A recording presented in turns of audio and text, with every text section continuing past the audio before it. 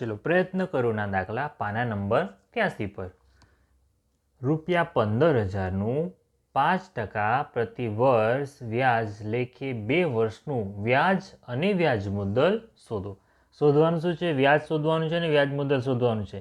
રકમ આપણને 3 આપેલી છે. 15,000 રૂપિયાનું 5% લેખે 2 વર્ષ માટે, બરાબર. 3 વસ્તુ આપેલી છે તો આપણે લખી દઈએ. તો મુદ્દલ આપેલી છે. મુદ્દલ એટલે જે પૈસા હોય એને શું કહેવાય? મુદ્દલ કહેવાય, બરાબર. એને ઇંગ્લિશમાં કહેવાય પ્રિન્સિપલ. એનો પી આપણા સૂત્રમાં લેવામાં આવે છે, પ્રિન્સિપલનો પી, બરાબર. મુદ્દલ કહેવાય એને. એને કેટલા આપેલા છે આપણી પાસે? 15,000. ચલો વ્યાજનો દર.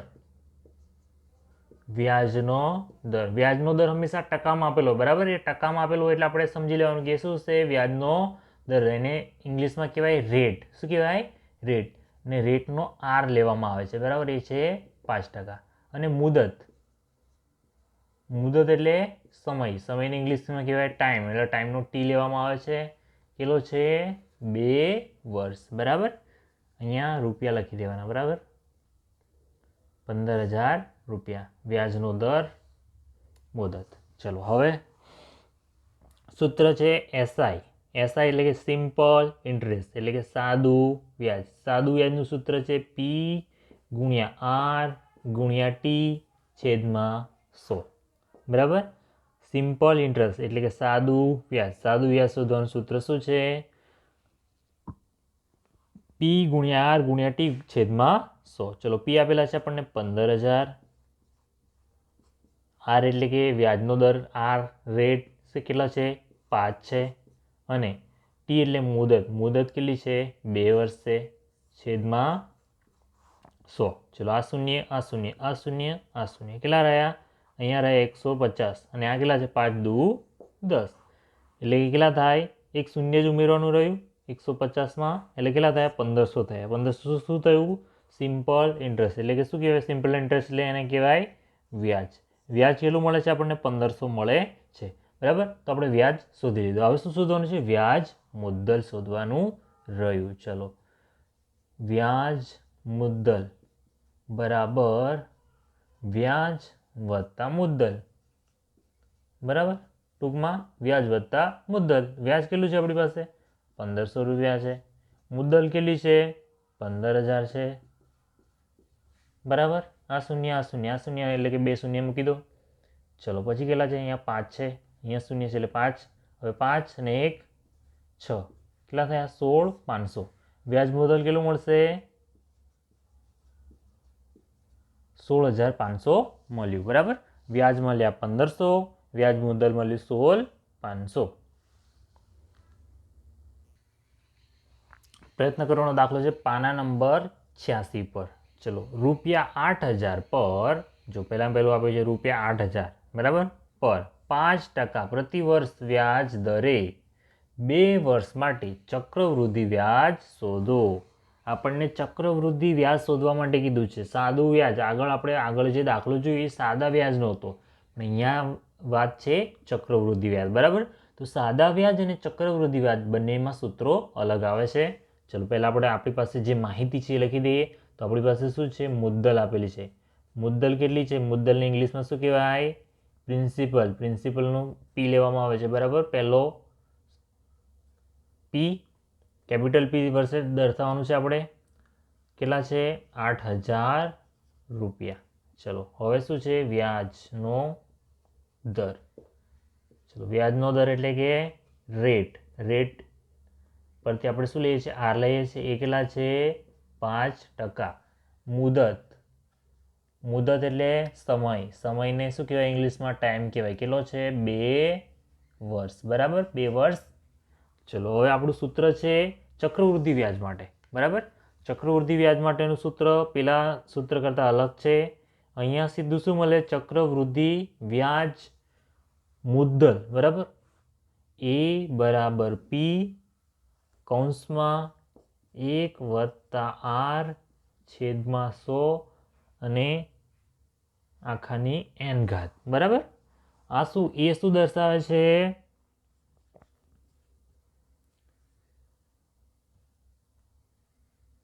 વ્યાજ મુદ્દલ, બરાબર. વ્યાજ મુદ્દલ.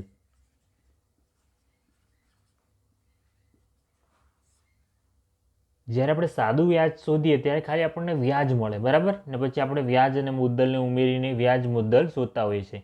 પણ ચક્રવૃદ્ધિ વ્યાજમાં શું મળી જાય? સીધું જ વ્યાજ મુદ્દલ આપણને મળી જતું હોય છે, બરાબર. એને આપણે સામાન્ય રીતે અમાઉન્ટ એમ કહેવામાં આવે છે, બરાબર. હવે જે કિંમતો છે એ લખી દઈએ. પીની કિંમત છે 8,000. 1 વત્તા આર કેટલો છે આપણી પાસે? 5/100 આખાની n ઘાત, બરાબર. એટલે કે 8,000 મળ્યા.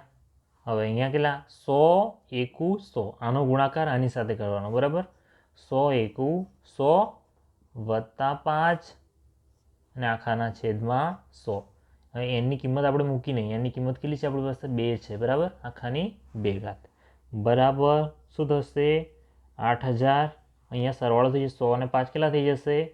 105 છેદમાં 100 આખાની 2 ઘાત. આખાની 2 ઘાત એટલે મતલબ કે આ 2 વખત થશે, બરાબર. ચલો લખીએ. બરાબર 8,000 ગુણ્યા 105 છેદમાં 100 કેટલા વખત છે? 2 વખત છે. 105 છેદમાં 100 ગુણ્યા 105 છેદમાં 100. ચલો 0 0 0 0 0 0. કેટલા વધ્યા? ખાલી 10 વધ્યા. અહીંયા કેટલા છે? 8 ગુણ્યા 105 ગુણ્યા 105 છેદમાં 10, બરાબર. તો હવે શું કરીએ આપણે? 10ના ભાગ પાડી દઈએ. 5 દુ 10, બરાબર. ને 4ના ભાગ પાડી કેવા? 2 ચોક 8. 8ના આપણે શું કર્યું? 4 દુ 8. 8ના ભાગ પાડ્યા. હવે 105ના ભાગ પાડીએ. 21 પંચા 105. 21 પંચા 105, બરાબર. ને આ 105, આ 105ના ભાગ પાડે છે. 21 અને 5. આ 105 એમના એમ છે, બરાબર. અહીંયા 10ના ભાગ શું કરીએ છીએ આપણે? 5 દુ 10 કરીએ છીએ, બરાબર. તો અહીંયા શું? 2 2 5 5. તો કેટલા વધ્યા આપણી પાસે? 21 4 અને 105. 4 ગુણ્યા 21 ગુણ્યા 105, બરાબર. જ્યારે આપણે આનો ગુણાકાર કરી દઈએ તો આપણને આનો તમારે ગુણાકાર કરી દેવાનો. 4 ગુણ્યા 21 ગુણ્યા 105, બરાબર. તો આપણને મળશે 8820, બરાબર. જો 21 ચોક 84 અને આ કેટલા? 105. જ્યારે આનો તમે ગુણાકાર કરી દેશો ત્યારે મળી જશે તમને 8820, બરાબર. હવે આ 8820 શું છે? 8820 શું મળશે? વ્યાજ મુદ્દલ મળશે, બરાબર. વ્યાજ મુદ્દલ મળ્યું. શું મળ્યું? 8,820 શું મળ્યું? વ્યાજ મુદ્દલ શોધ્યું. આપણને શું કીધું છે? ચક્રવૃદ્ધિ વ્યાજ શોધો એમ કહે છે. આ તો આપણને વ્યાજ મુદ્દલ મળી ગયું. તો આપણે શું કરવું પડશે? મુદ્દલમાંથી આ વ્યાજ મુદ્દલ બાદ કરવું પડશે. જ્યારે ચક્રવૃદ્ધિ વ્યાજ મેળવવું હોય ત્યારે શું કરવું પડે? પહેલાં ચક્રવૃદ્ધિ વ્યાજ મુદ્દલ શોધવું પડે અને વ્યાજ મુદ્દલમાંથી મુદ્દલ બાદ કરીને આપણને વ્યાજ મળે, બરાબર. તો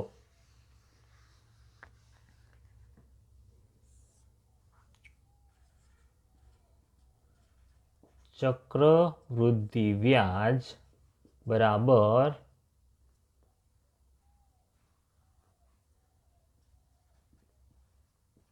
વ્યાજ મુદ્દલ ઓછા મુદ્દલ. વ્યાજ મુદ્દલ છે આપણી પાસે 8,820 અને મુદ્દલ કેટલી છે? 8,000. 8,000 બાદ કરી દે તો કેટલા રહેવાના છે? 820. તો ચક્રવૃદ્ધિ વ્યાજ કેટલું મળ્યું? 820 મળ્યું. આમ ચક્રવૃદ્ધિ વ્યાજ 820 મળે, બરાબર. આવું કન્ક્લુઝન છેલ્લે લખી દેવાનું છે. ચલો પ્રયત્ન કરવાનો દાખલા છે પાના નંબર 88 પર. પહેલો દાખલો છે ₹10,500ની યંત્ર સામગ્રીમાં 5% ઘટાડો થયો તો 1 વર્ષ પછી તેની કિંમત શોધો, બરાબર. 1 વર્ષ પછી અહીંયા શું થાય છે? ઘટાડો થાય છે, બરાબર. શું થાય છે? ઘટાડો થાય છે. હવે આપણી પાસે શું આપેલું છે?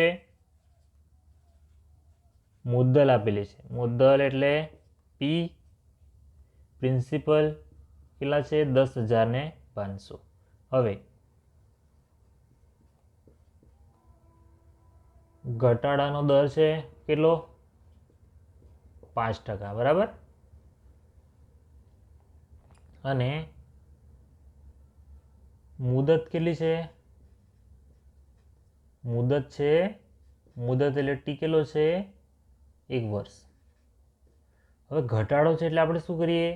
ઓછામાં દર્શાવીએ, બરાબર, માઇનસમાં. ઘટાડો છે એટલા માટે ઓછા 5%, બરાબર. ઘટાડો છે એટલા માટે. વધારો હોય તો આપણે વત્તા લેવાના છે.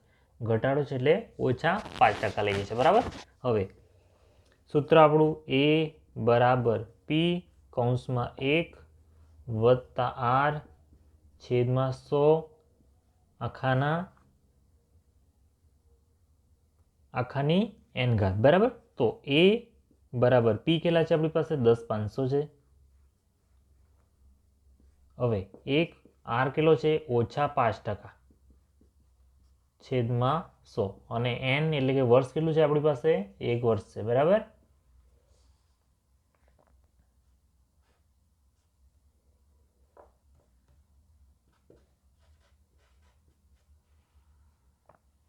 તો શું મળશે હવે આપણને? 10,500 અહીંયા આખાની 1 ઘાત 1 અહીંયા કેટલા થઈ જાય? ઓછા 5/100, બરાબર. હવે શું કરવાનું છે? 10,500. હવે 100 એકા 100, 100 ઓછા 5 આખાના છેદમાં 100.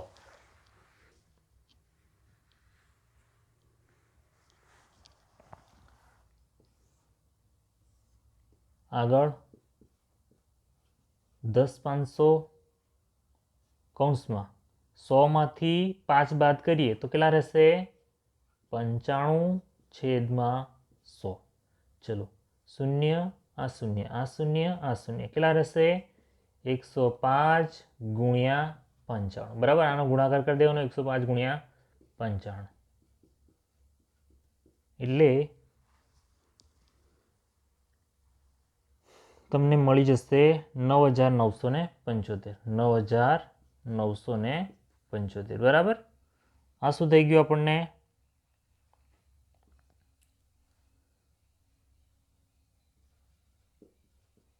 એક વર્ષના અંતે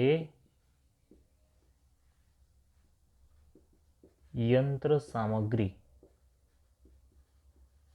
કિંમત ઘટીને 9,975 થાય, બરાબર.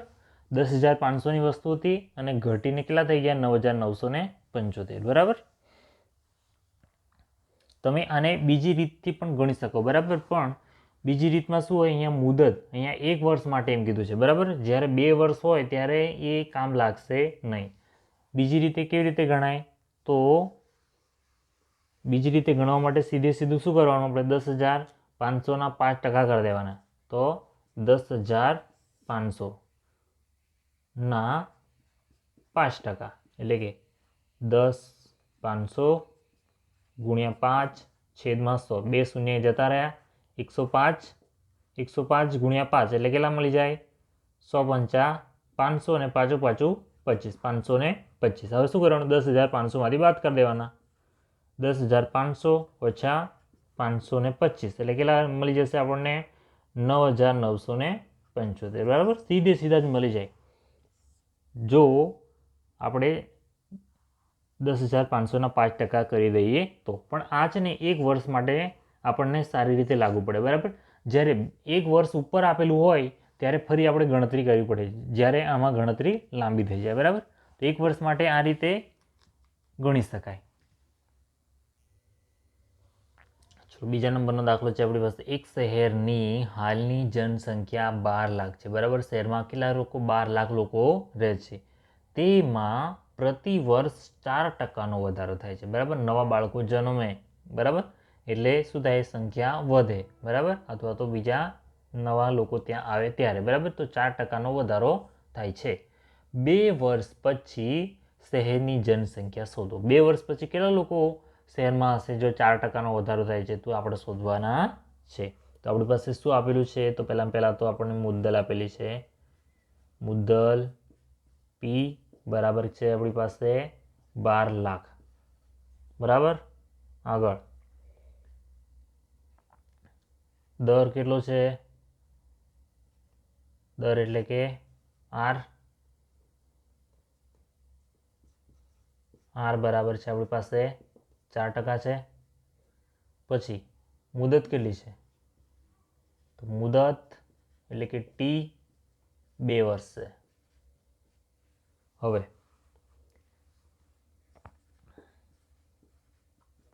2 વર્ષ પછીની જનસંખ્યા બરાબર. આપણું સૂત્ર એ બરાબર શું? પી કૌંસમાં 1 વત્તા આર છેદમાં 100 આખાની n ઘાત. બરાબર. તો અહીંયાથી લઈ લઈએ ગણતરી. તો એ બરાબર 1 વત્તા આર કેટલા છે? 4 છેદમાં 100 આખાની n ઘાત. n એટલે કેટલા? 2. સોરી, એક વસ્તુ રહી ગઈ. એ બરાબર પી 12 લાખ. એકમ દશક 100 1000 10,000 લાખ ને 10 લાખ થઈ ગયા 12 લાખ. 1 વત્તા આર 4 છેદમાં 100 આખાની 2 ઘાત. ચલો એ બરાબર 12 લાખ. 1 હવે 100 એકા 100 બરાબર. તો 100 વત્તા 4 આખાના છેદમાં 100 આખાની 2 ઘાત. તો એ બરાબર મળશે આપણને 12 લાખ ગુણ્યા 100 અને 4 કેટલા થઈ ગયા? 104 છેદમાં 100 ગુણ્યા 104 છેદમાં 100 બરાબર. 100 અને 4 104 થઈ ગયા. આ 2 વખત છે એટલે 104 છેદમાં 6 104 છેદમાં 100. ચલો અહીંયા 2 શૂન્ય, આ 2 શૂન્ય, આ 2 શૂન્ય, આ 2 શૂન્ય. સોરી, હા અને હા. તો આપણને મળ્યા કેટલા? એ બરાબર 120 ગુણ્યા 104 ગુણ્યા 104 બરાબર. તો આનો ગુણાકાર કરવો પડશે. 120 ગુણ્યા 104 ગુણ્યા 104 બરાબર. તો આ ગુણાકાર મળશે આપણને 12,97,920 બરાબર. કેલ્ક્યુલેટરથી તમે ગુણાકાર કરી શકો અથવા તો ડાયરેક્ટ પણ કરી શકો છો. બરાબર. તો 104 ગુણ્યા 104 ગુણ્યા 120 તો આપણને મળશે 12,97,920. આમ છેલ્લું આ કન્ક્લુઝન વાક્ય આપણે ફરજિયાત લખવાનું છે. આમ 2 વર્ષ પછીની જનસંખ્યા 12,97,920 થશે. બરાબર. 12 લાખ હતા તો કેટલા વધ્યા? 97,920 વધી ગયા. બરાબર. તો અહીંયા આપણો પ્રયત્નો કરવાના દાખલા પૂરા થયા. હવે સ્વાધ્યાય જોઈશું.